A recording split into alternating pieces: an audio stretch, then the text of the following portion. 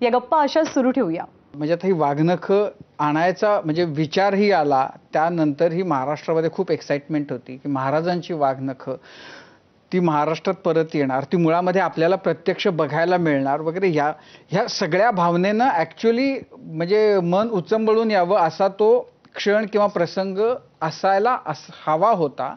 तसा होताच आता त्या वाघनखांच्या खरेपणाबद्दल प्रश्न उपस्थित होत आहेत. अशी अनेक वाघनखं आहेत असं म्हटलं जातंय, त्यासाठी कुठले कुठले दाखले दिले जात आहेत. तुम्हाला हे असं अभिप्रेत होतं या पद्धतीनं या लेवलचं सगळं सुरू? नाही, खरं आहे तुमचं म्हणणं. मग अभिप्रेत नव्हतं, कारण छत्रपती शिवाजी महाराज हे महाराष्ट्रासाठी नव्हे, जगासाठी, जगातल्या साऱ्या शिवभक्तांसाठी आस्था, अस्मिता, हृदयामध्ये वीरता निर्माण करणारं छत्रपतींचं हे नाव आहे. जय भवानी जय शिवाजी एवढे 2 शब्द उच्चारले तर मला तर वाटतं की आपण काहीतरी याच्यावर खरंच रिसर्च केला पाहिजे. रक्तामध्ये एक नवचैतन्य निर्माण होतं. आणि म्हणूनच आर्मीनी जेव्हा आम्हाला आग्रह केला आणि आम्ही पुणेकरात, आम्ही 7 तारखेला भारत पाकिस्तानच्या सीमेवर आपण छत्रपती शिवाजी महाराजांचा एक सुंदर स्टॅच्यू आपण उभा करतोय. कारण छत्रपतीचं नुसतं नावही, आणि मग मला वाटायचं की वाघनख हे साधारणतः राजकीय विषय असू शकत नाही, हा काही निवडणुकीचा विषय असू शकत नाही, किंवा हा विरोधाचा विषय असू शकत नाही. आणि मला अपेक्षा होती की एखाद्याच्या मनात समजा संभ्रम आहे, संदिग्धता आहे, काही सांगायचं असेल तर भेटून सांगता येतं ना. आता आपण 12 आमदार करण्यासाठी पंतप्रधान मोदींची भेट घेऊ शकतो. ठीक आहे, मी एक छोटा कार्यकर्ता असेल, चंद्रपूरमध्ये माझा जन्म झाला, पण छोटा आहे म्हणून काही मला भेटायचं नाही, माझ्याशी काही शत्रुता आहे असं तर होऊच शकत नाही. आणि छोटा आहे याचा अर्थ असा तर नाही उद्या 1 कोटीचा हिऱ्याचा दागिना असेल, 10 रुपयाचा आरसा नसेल तर त्या दागिन्याला पाहताही येत नाही, त्याचा अर्थ नाही असेल मी छोटा. पण तुम्हाला जर छत्रपती शिवाजी महाराज, शेवटी शिवबा म्हणजे काय, कोणी कोणत्याही जातीचा असेल, धर्माचा असेल, रंगाचा असेल, वंशाचा असेल, वयाचा असेल, उंचीचा असेल, गोत्राचा असेल, हृदयात फक्त शिवबा पाहिजे. तुम्हाला जर वाटलं, खरं तर 8 महिने म्हणजे ही घटना कधीपासून आहे, साधारणतः वाघनखाच्या बाबतीत हा प्रश्न कसा उपस्थित झाला तर 5 नोव्हेंबर 2022 अचानकपणे एक निवेदन माझ्याकडे आलं. त्या निवेदनात असं लिहिलं होतं की हजारो शिवभक्त, खरं तर कसा योगायोग असतो आणि माहीत नाही, देव मला काही कामं करण्यासाठी विशेष आशीर्वाद देतो असं वाटतं.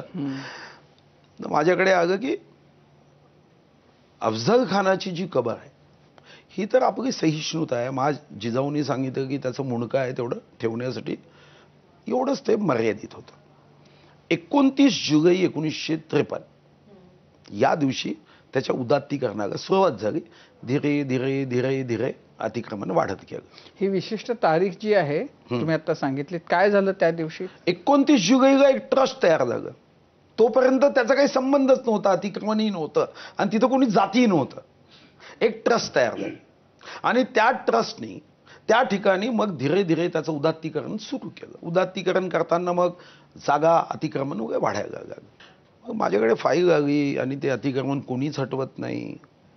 मग ते जेव्हा फाईल वाचायला सुरुवात केली तेव्हा मात्र एक शुभसंकेत आला.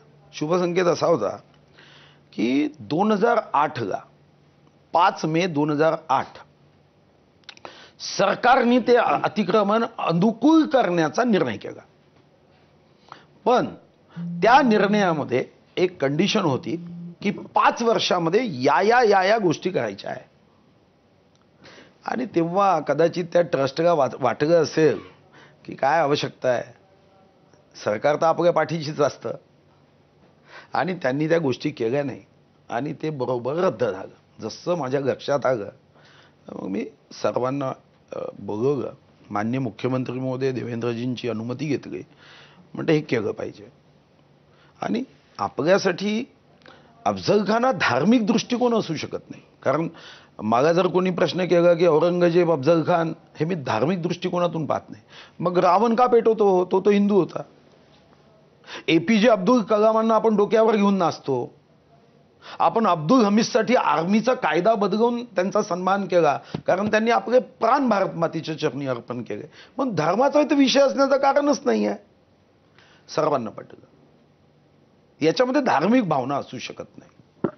आणि मग ते अतिक्रमण आपण काढलं आणि मग त्यांनी येऊन माझा सत्कार केला. काही लोकांनी मग म्हणजे छत्रपती शिवाजी महाराजांचे भेटी दिल्या, कोणी धन्यवाद पत्र दिले. अ, काही लोकांनी तर सोन्याचं कडं आणलं होतं त्यांनी डिझाईन करून, मी घेतलं नाही ते, पण ते सुद्धा इतकं प्रेम व्यक्त केलं. तर मलाही उत्साह वाढला. मी मनात विचार केला, मी एक सामान्य माणूस आहे चंद्रपूरचा आणि छत्रपती शिवाजी महाराजांच्या साठी मी छोटीशी सेवा रुजू केली तर इतका मोठा सत्कार होत आहे. आणि तिथून माझा उत्साह वाढला. तो उत्साह वाढल्यानंतर मग मी अजून पुन्हा काही गोष्टींवर निर्णय करण्याचा संकल्प केला. त्यापैकी एक संकल्प जो त्या शिवभक्तांनी मला सांगितलं की आपण वाघ नका नगे पाहिजे. मग त्याच्यासाठी मी पत्रव्यवहार सुरू केला. मग कॉन्सुलेट जनरल त्यांचे जे आले त्यांच्यासोबत एक मीटिंग झाली आणि मला जो प्रयत्न करता येतो तो प्रयत्न मी पूर्ण शक्तीने सुरू केला.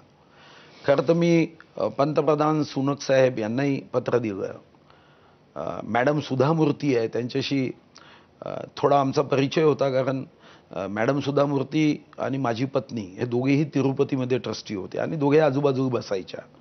तर मलाही थोडंसं एक अजून विश्वास होता आणि तो प्रयत्न सुरू केला आणि त्या प्रयत्नाला मग यश आलं.